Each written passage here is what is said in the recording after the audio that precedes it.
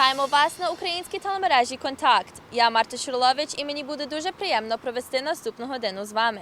Сьогодні покажемо вам, як пройшло свято спадщини на площі провінційного парламенту Онтаріо.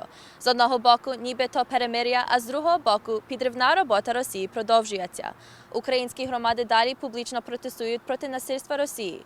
Велика боротьба в справі України проводиться на полях бою соціальних мереж. Сьогодні журналістка з Нью-Йорку Андрія Галупа, головний автор поняття Twitter Storm, розкаже про ефективність спільної активності боротьби на інтернеті. Рон Когут розкаже про історичне відзначення по різних місцях Канади, сторіччя інтернування українських і іммігрантів других народів у Канаді під час Першої світової війни. Після реклам – найголовніші новини тижня з України.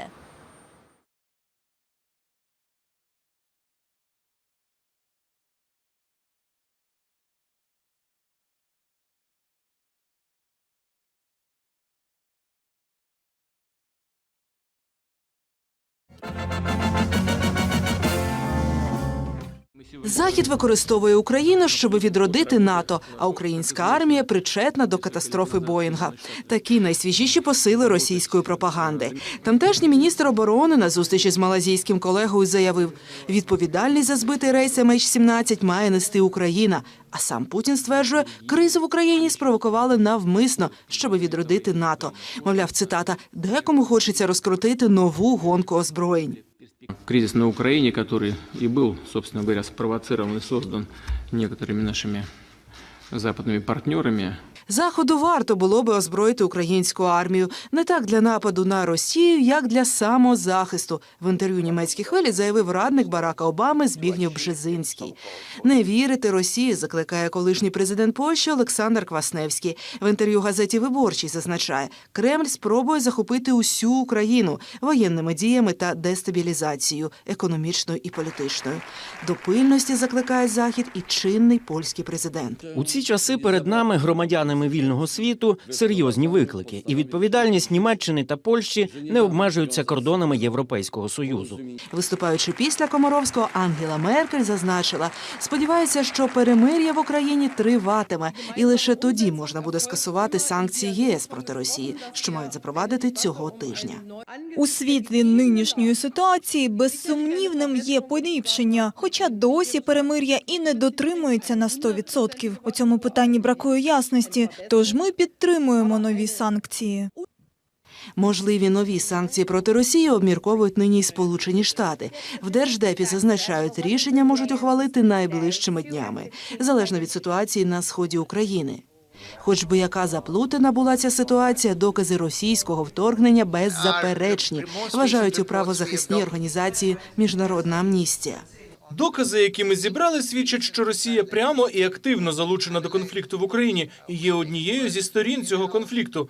На основі нещодавніх супутникових знімків експерти дійшли висновку, сепаратисти не змогли б систематично нарощувати озброєння без допомоги професійних російських військових.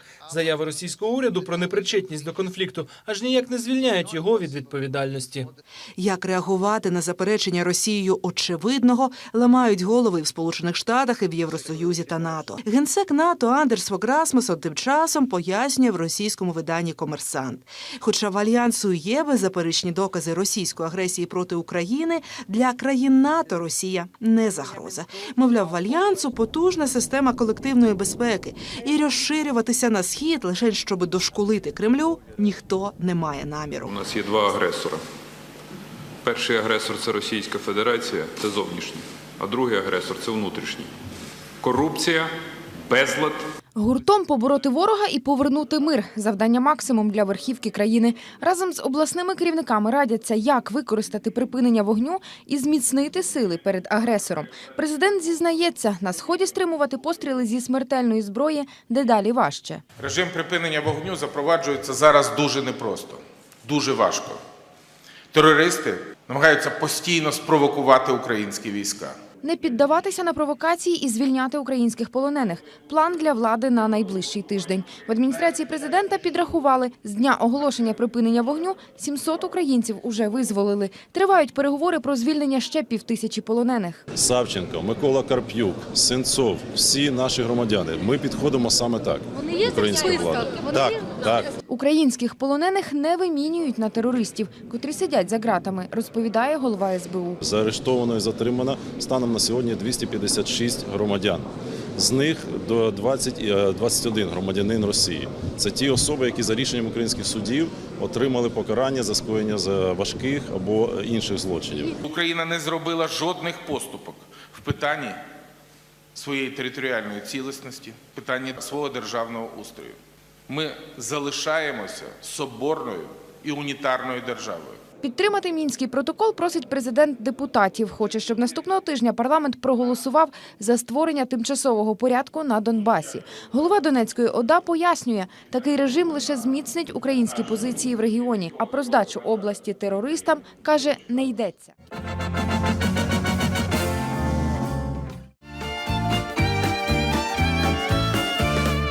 Ведучі нової української двомовної радіопередачі «Радіо Контакт» Тед Волошин і Ольга Москова запрошують вас у вересні слухати передачу «Радіо Контакт» на хвилях 530 АМ щосуботи і неділі о годині 9 вечора.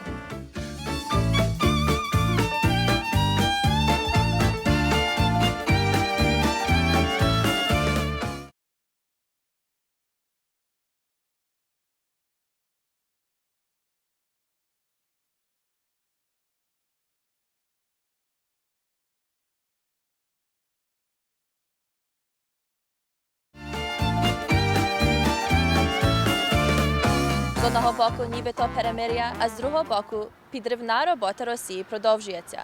Українські громади далі публічно протестують проти насильства Росії.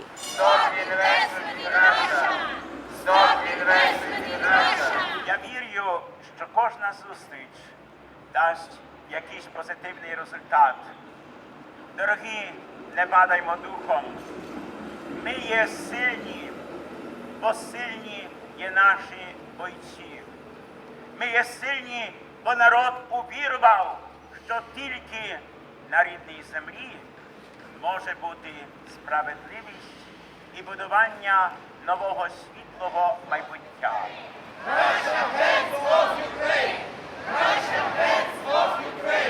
Сьогодні о 9:30 сьогодні зранку мав би бути річні збори СЕРБА, то є Canada Eurasia Russia Business Association.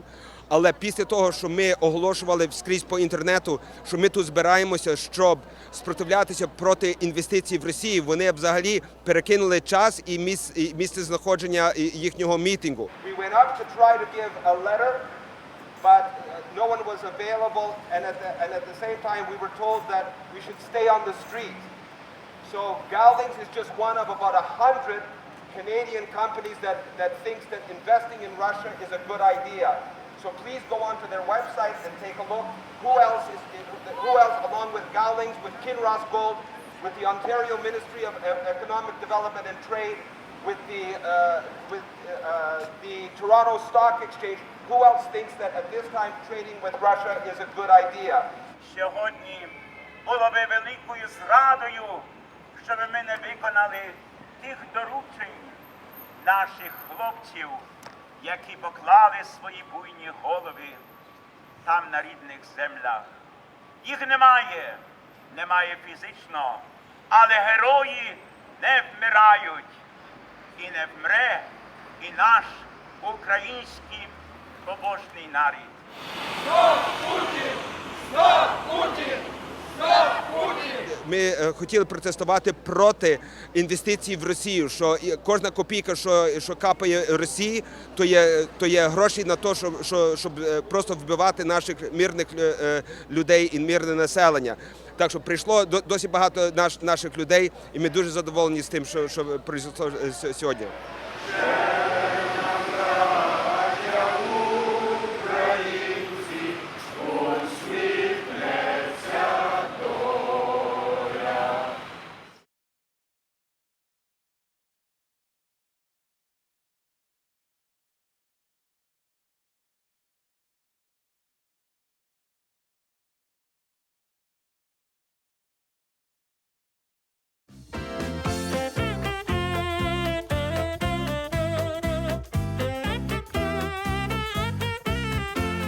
Сьогодні покажемо вам, як пройшло свято спадщини на площі провінційного парламенту Онтаріо.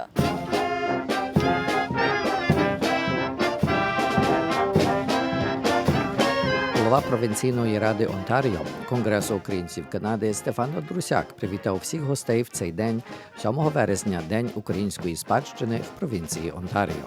The Ontario legislature unanimously passed Bill 155, the Ukrainian Heritage Day Act, which proclaimed September 7th of each year to be Ukrainian Heritage Day in the province of Ontario.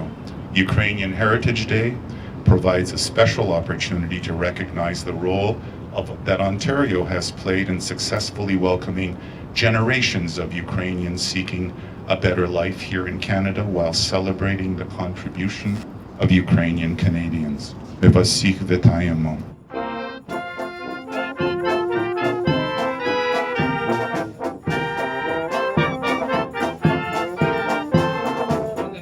Після молитви «Привіт» від Генерального консульства України в Торонті виповіла пані Людмила Давидович. I'm pleased and honored to be with you today, to remember the first day when first Ukrainians came to Canada, to this blessed land to be settled here. They came to Canada because of different reasons. Some of them were made to leave their homes forever. They left Ukrainian territory, but they brought its culture, its spirit and traditions to their new home.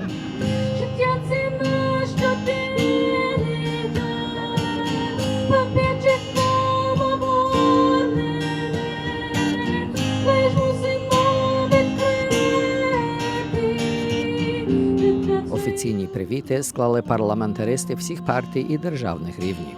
I want to say thank you very much for the contributions that you've made to the province of Ontario and to the country of Canada. Secondly, I want you to know that as Ontario Conservatives, we stand with you in this day of trouble overseas, and to let you know that we will always stand with you. And I'd also like to pay tribute to our Prime Minister, Stephen Harper, for his leadership in standing with Ukraine.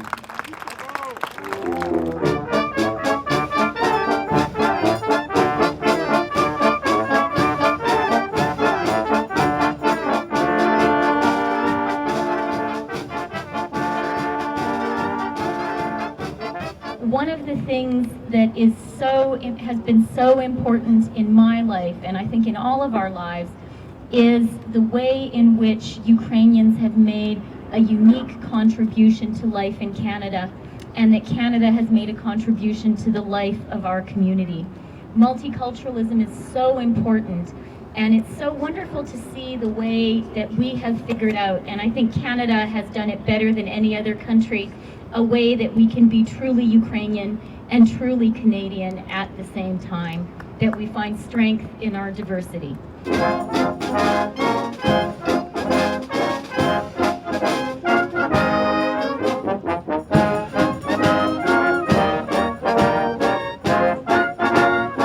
For those of you who may not know, Oshawa is more than that place down the street that makes cars.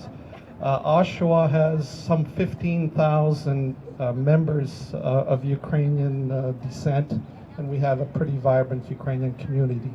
And one of our stars is Daria Gimon, who's our soloist.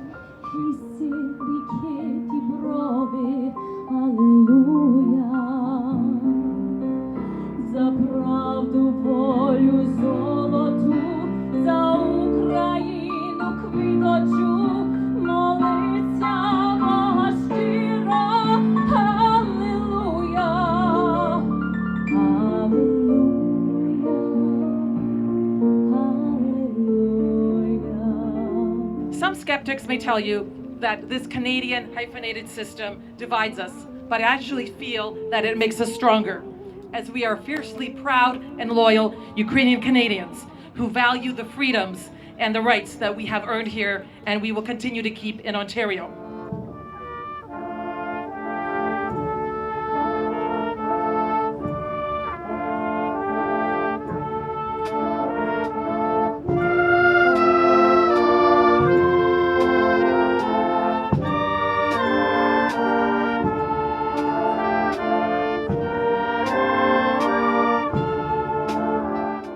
мить до слова запрошено головного доповідача професора Любомира Лотюка. These people who came, the 170,000 Ukrainians who were lured to Canada with promises of freedom and free land between 1891 and 1914, faced enormous prejudice. We forget this sometimes.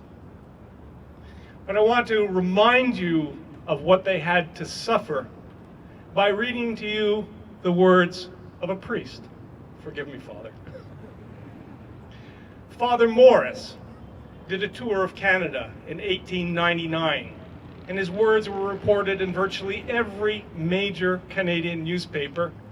I take this quotation, since we are in Ontario, from a newspaper called the Belleville Intelligencer. Here's what he wrote, and I quote, "As for these Galicians, I have not met a single person in the whole country who is sympathetic to them. They are, from the point of view of civilization, 10 times lower than the Indians.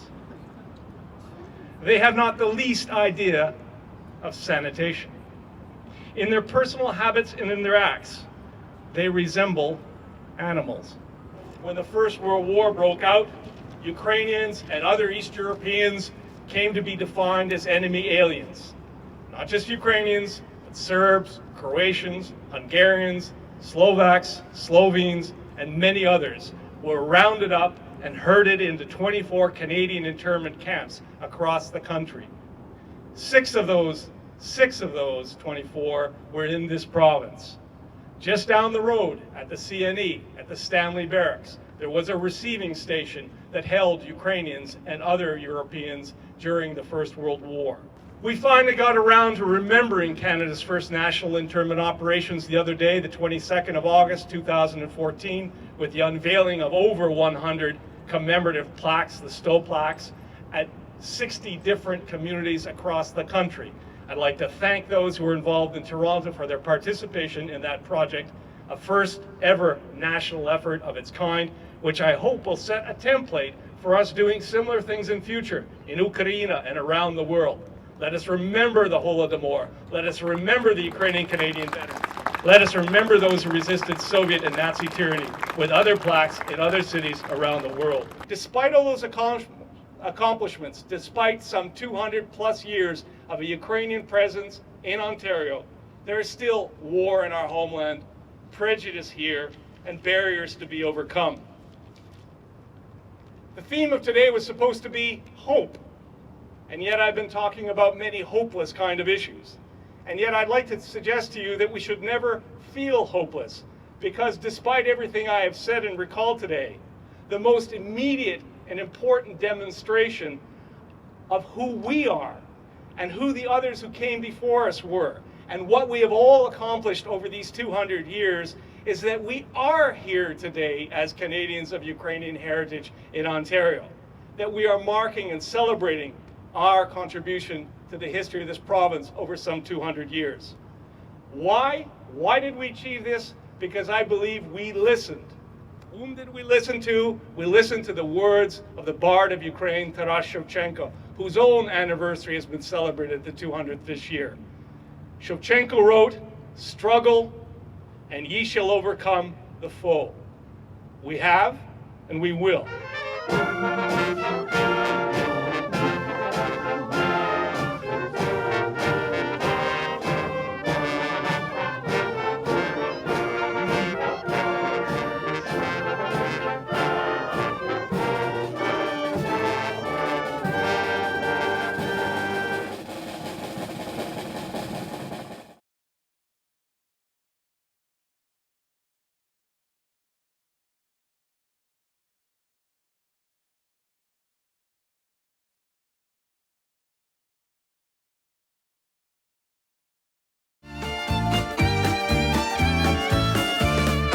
Велика боротьба в справі України проводиться на полях бою соціальних мереж. Сьогодні журналістка з Нью-Йорку Андрея Галупа, головний автор поняття Twitter Storm, розкаже про ефективність спільної активності боротьби на інтернеті. Andrea, welcome to Contact.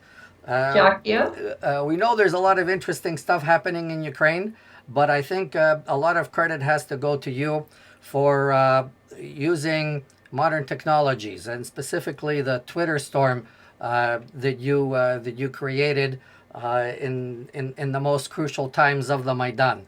Could you tell us a little bit about what actually that Twitter storm was and how you came across that idea to actually do that? Well, first of all, I don't take any credit.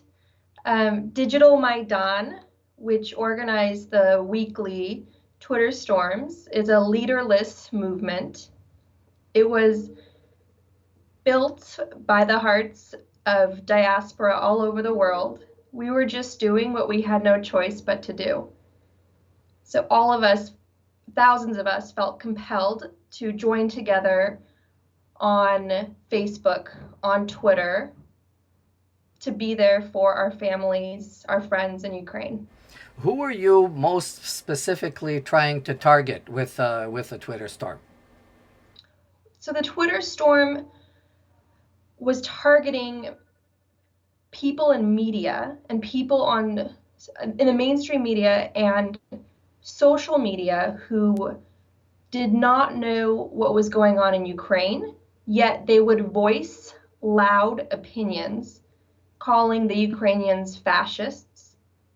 And it was clear that there was an epidemic of ignorance when it comes to Ukraine, which is often called the Ukraine or Little Russia in the West. And that was very infuriating. And I would see that again and again on Twitter. And meanwhile, the mainstream media was not covering, for instance, Tatiana Chernobyl on network news in America. We would see Justin Bieber on CNN and MSNBC, but you would not see this heroic investigative journalist who was fighting to uncover what is today, thank God, one of the biggest stories in the international press, and that is the monster's stolen obscene palace.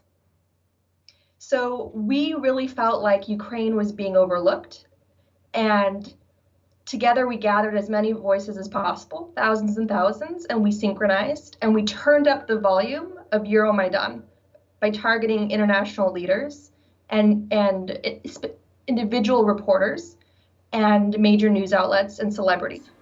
What would you say was your peak in terms of volume, and which day and how many thousands? Well, every time we had a Twitter storm, the Ukrainian protests would trend worldwide on Twitter. Our peak was, I would say, the first one, because it was such an exciting thing for everybody to be a part of. So people really jumped into the first one. And that was when we made Ukraine worldwide in a matter of minutes, 5 minutes. And that beat out Justin Bieber and the Grammy. That's quite an achievement. Yes, yeah. So we went, every storm we went worldwide, but the first one we went worldwide like instantly. So now I know on one hand you could trace the results in terms of the numbers.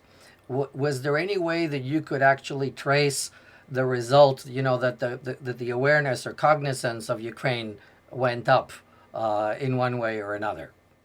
Absolutely. So in our first storm, for instance, we targeted investigative journalists who are doing a really good job in covering Ukraine. And for those people, we sent them the message, please investigate Russian violence in Ukraine. At the time, Russia was the big elephant in the room. No one in the mainstream media wanted to associate the kidnappings, the attacks with Russia. They just weren't doing it then. And so we targeted individuals in the press who were doing a great job covering Ukraine, but were tiptoeing around the real issue. So as soon as we did that, we then saw on these journalists on their Twitter feeds, them chatting away on Twitter, asking the crowd, asking their followers for information. So we got the ball rolling. So we basically nudged them and said, you need to stop ignoring and we need to stop overlooking this fact. And we also saw, for instance, Bill Clinton. He sent out a message. We saw the Prime Minister of France send us a message, Richard Branson. So we saw people reacting to us on Twitter. The great Oscar-nominated actress Vera Farmiga, who's of course Ukrainian, she joined Twitter and sent a beautiful message on the day of one of our Twitter storms. Her whole family now is on Twitter, though, you know, young and old, and so we really saw this mobilizing of troops all over the world. Our organizers on Digital Maidan are in Norway, in Singapore, in Japan, in Argentina, across America, across Canada. It's an international movement. All of us see Ukraine as our child. And so we're not going to stand back and watch our child be brutalized. Well, this is extremely commendable, because there's the one thing is to go and press a bunch of buttons, and another thing is to actually be prepared to have all these influential people having their addresses, having their Twitter accounts, and putting that all together to do it. Now, how many people would you say, how many journalists such like you that actually participated in this whole project?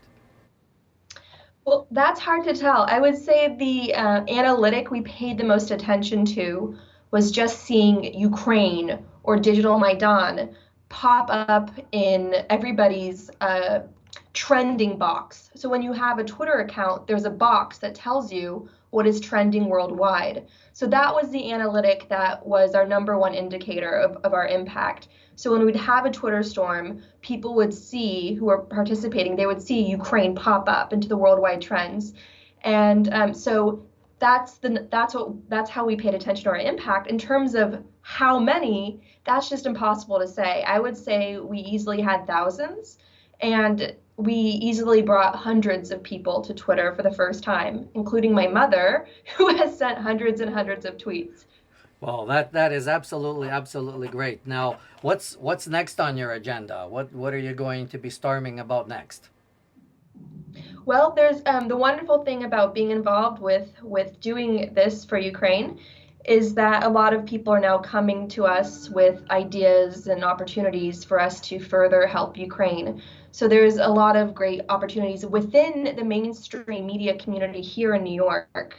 I've had interest from an individual who works with Amnesty International to do a potential event. I've had interest from someone who has worked at the Whitney Museum to do a potential Euromaidan art event. So there's a lot of great mainstream opportunities that are coming because of the profile raising we have done. But I just want to be clear that our social media efforts helped. They definitely give hope to the protesters, but it was the protesters themselves. It was their bravery. It was the fact that when Dmitry Bolotov, the pictures of him spread through social media and people saw what they did to him, more still kept coming. So it was the people who kept coming, the protesters who kept coming. They're the ones who grabbed the world's attention and forced Ukraine to pay attention. They're the heroes. They're the ones that made Ukraine mainstream today. So all glory belongs to them. So the social movement was just there to let them know that Ukraine will never be alone. Absolutely. Bravo. Thank you very, very much. And congratulations and all the best to you in the future. And hopefully we can get more information on future projects that you're doing. Thank you very much. I would love that. Thank you so much. I'll definitely keep you posted, let you know.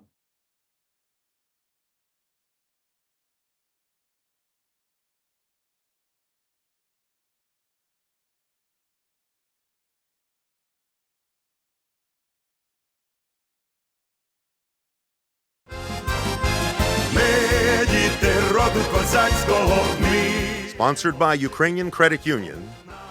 Believe it or not, it's Ron Kahut with Stay Ukrainian, my friends. We're Cossack children of history.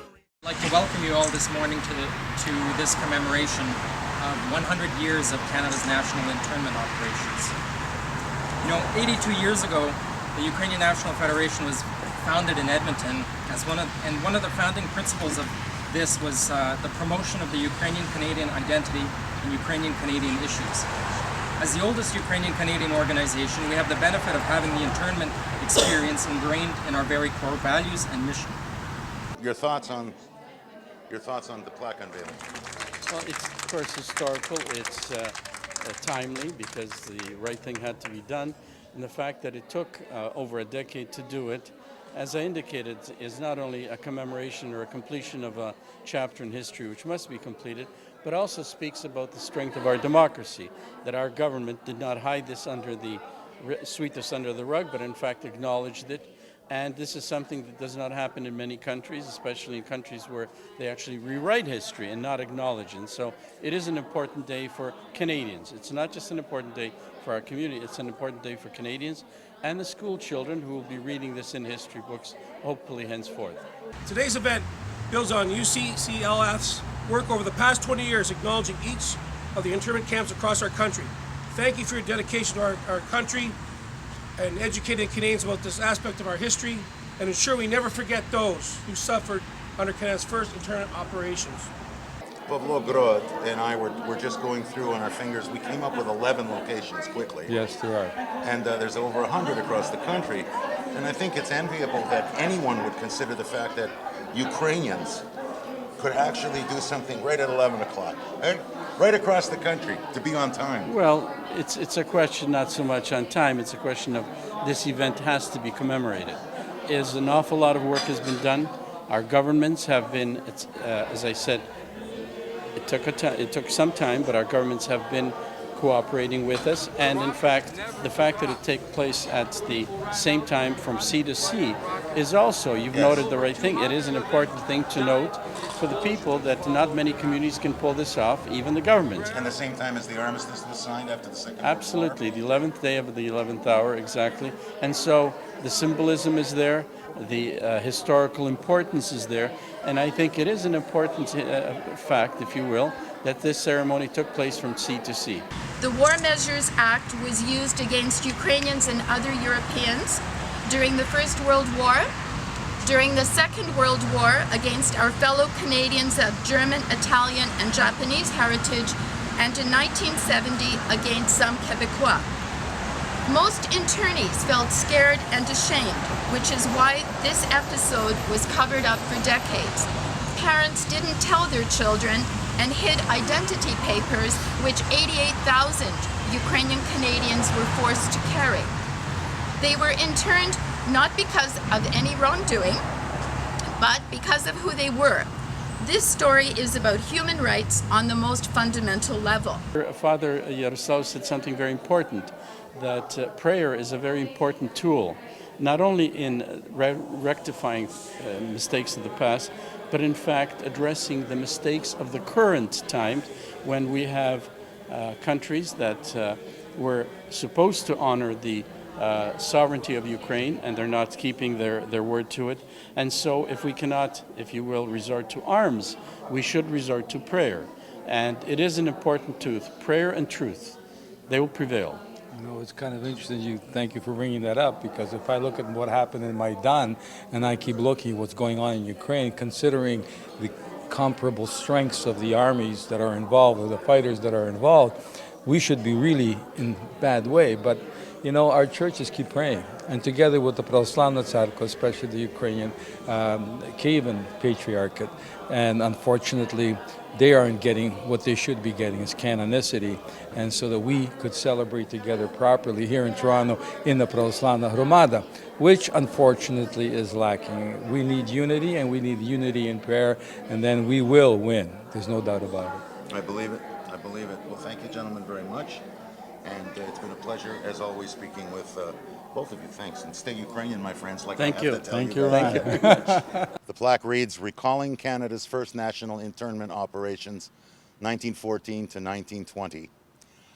This is something that happened this morning at 11 o'clock at the Ukrainian National Federation, as well as right across the entire city, across the country at 11 a.m. from the East Coast to the West Coast. The dedication of a plaque like this has taken place about recalling the internment of not only Ukrainians, but Hungarians and Germans and many nationalities after the First World War.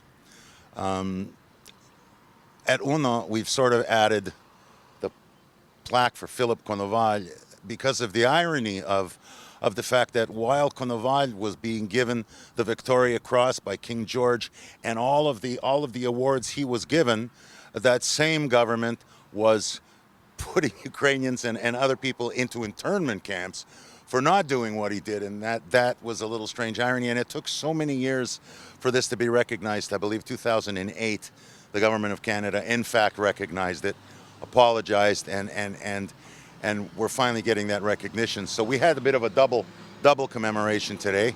There were quite a few people here. Father Yaroslav Shudrak did a panicheda, and we had some guest speakers. And this is just one of the locations. But KONTAKT was privileged to be at a second one too, at St. Demetrius Ukrainian Catholic Church on La Rose Avenue. And here's a little report on what happened there. May we secure an equality for all our brothers and sisters throughout the world. May there be an end to division, strife, and war. May there be a dawning of truly human society built on love and peace.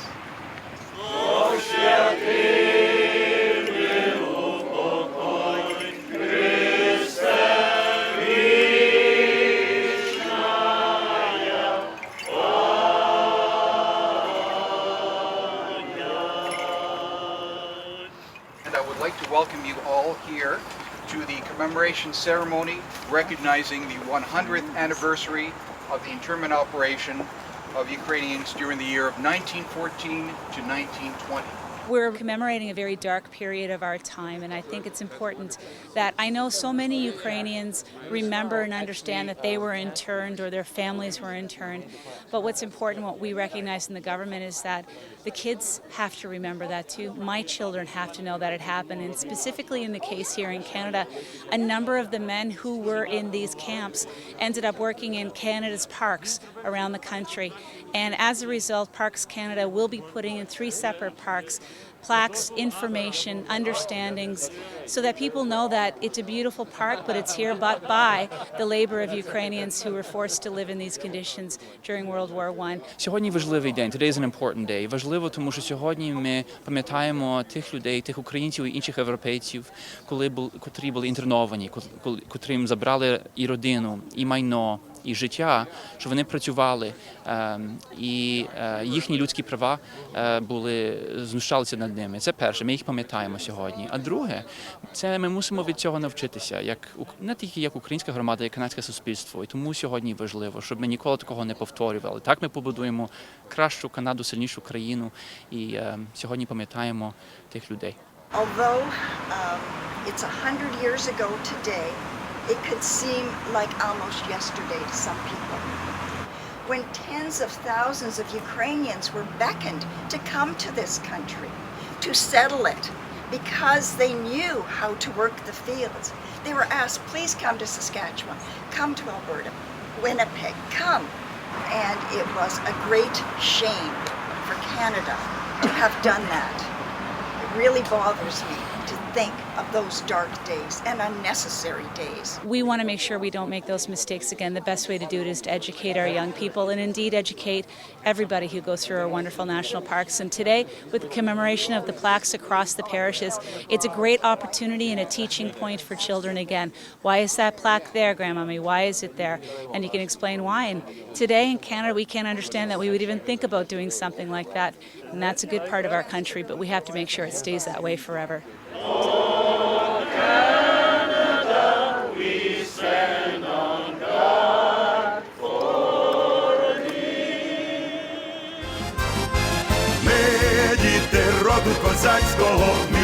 Sponsored by Ukrainian Credit Union. Believe it or not, it's Ron Kahut with Stay Ukrainian, my friends. We're Cossack children of history.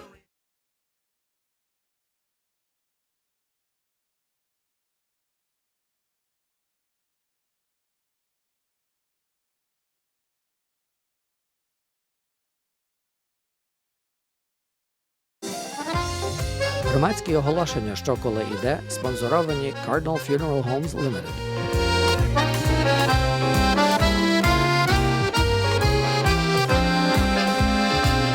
Україномовний тижневик «Хомен України» інформує українську діаспору понад 50 років.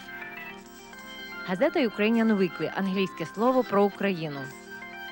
Новий шлях – кольоровий тижневик із двомовними матеріалами. Цього тижня «Новий шлях» говорить про необхідність збільшення допомоги Україні. Країни НАТО на саміті в Уельсі домовилися про військову допомогу, але те, про що відомо офіційно, виглядає досить незначним. Наша громада, за інформацією Конгресу українців Канади, вже допомогла Україні на більш ніж $2 мільйони. Очевидно, що 1,3 мільйона канадських українців можуть зробити більше і не зупиняться на цьому. В останньому числі також редакційна стаття про можливий розвиток ситуації. Ще на минулих вихідних здавалося, що продовження війни неминуче. А зараз президент Порошенко повідомляє, що 70% російських військ вже виведено з України. Будемо сподіватися, що той спеціальний статус, який Петро Порошенко хоче надати нині окупованим територіям, не завадить розвиткові ані тих територій, ані України в цілому. Передплачуйте і купуйте «Новий шлях», надсилайте листи до редакції. Ми будемо раді спілкуванню з вами. Дорогі глядачі, нагадуємо головний ефірний час контакту в Південному Онтаріо в суботу 8 годині вечора і що від 6 жовтня новий час повторення програми в неділю о годині 4 пополудні. Повідомлюємо, що в суботу 20 вересня через потреби станції вечором ефіру програми «Контакт» не буде. Просимо оглядати програму в неділю о 1 годині. Провінційний відділ Українського музею Канади запрошує вас на виставку під назвою «Різні, проте разом» про народну ношу із земель при західних кордонах України, відкриття якої відбудеться в п'ятницю 19 вересня о годині 7 вечора в Інституті Святого Володимира при 620 Спедайна Евеню в Торонті. Наукове товариство імені Шевченка в Канаді запрошує вас на доповідь доктор Марти Дичок під назвою «Україна сьогодні. Аналіза сучасних подій із точки зору очевидця та засобів масової інформації», що відбудеться в п'ятницю 19 вересня о годині 7:30 вечором в Пластовій домівці при 516 The Kingsway в Торонті. Українська католицька парохія Святого Йосифа запрошує вас на український фестиваль «Оквіл», що відбудеться в суботу 27 вересня від години 10 рано до 6 вечора. Там знайдете домашню українську їжу, знайдете українські ансамблі Марта Шпак, Ігор Бачинський і традиційні українські танцювальні ансамблі і музиканти. Вечором забави о годині 8 приграватиме оркестра «Заповіт». Канадсько-українська мистецька фундація запрошує всю українську громаду на урочисте відкриття нового приміщення, яке відбудеться в п'ятницю 26 вересня о годині 7 вечора при 145 Еванс Авеню, Суїт 101.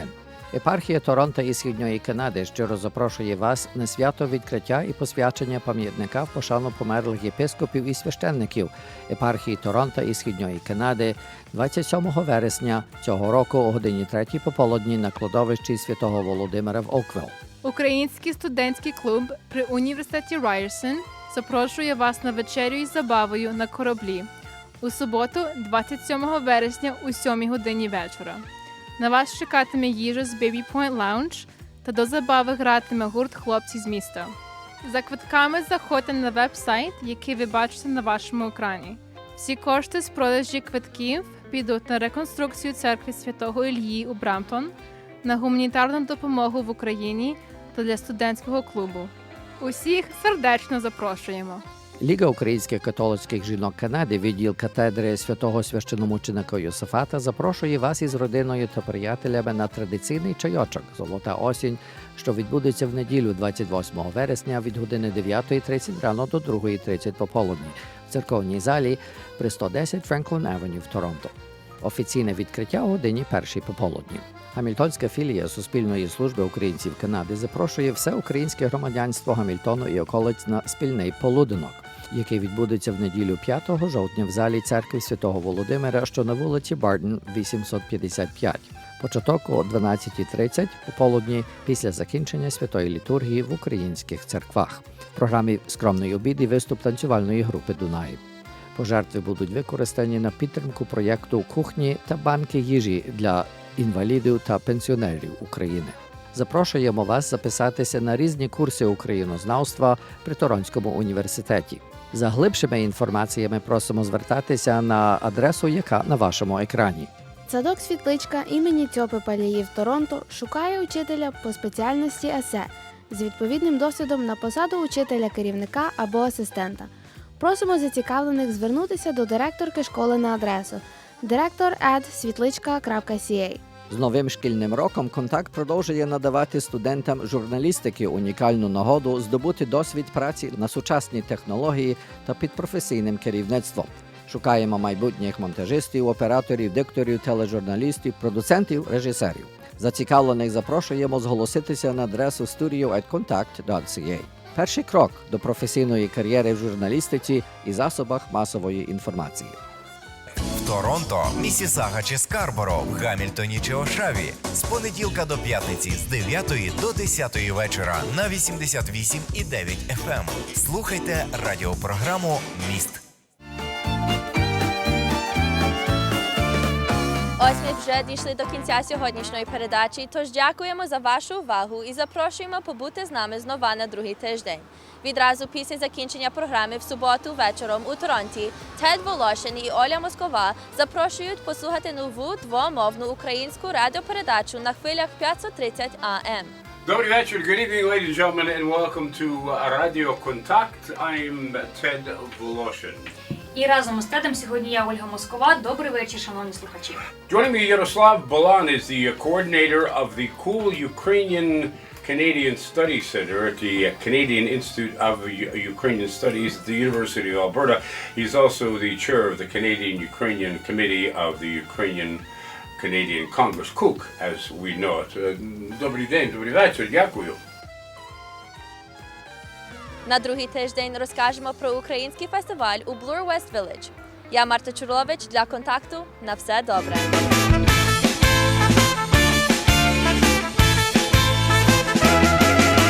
Вітер віє, мете хуртелиця, стежка із школи додому стелиться. Де тебе шукати, як до тебе прийти?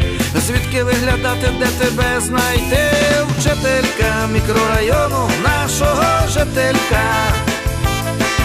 Ти замість того, щоб в кіно піти, сидиш, перевіряєш зошити. Вчителька мікрорайону нашого жителька.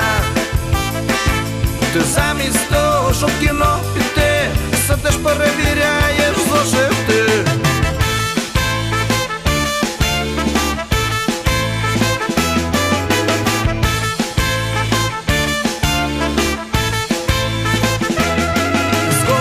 Весна, вибори пройдуть, і мене після комісії до армії возьмуть, та я не буду листи тобі писати, бо ти будеш їх на помилки перевіряти. Вчителька мікрорайону нашого жителька.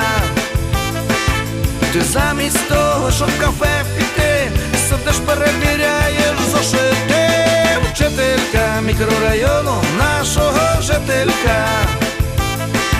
Ти замість того, щоб в кафе піти, сидиш, перевіряєш зошити.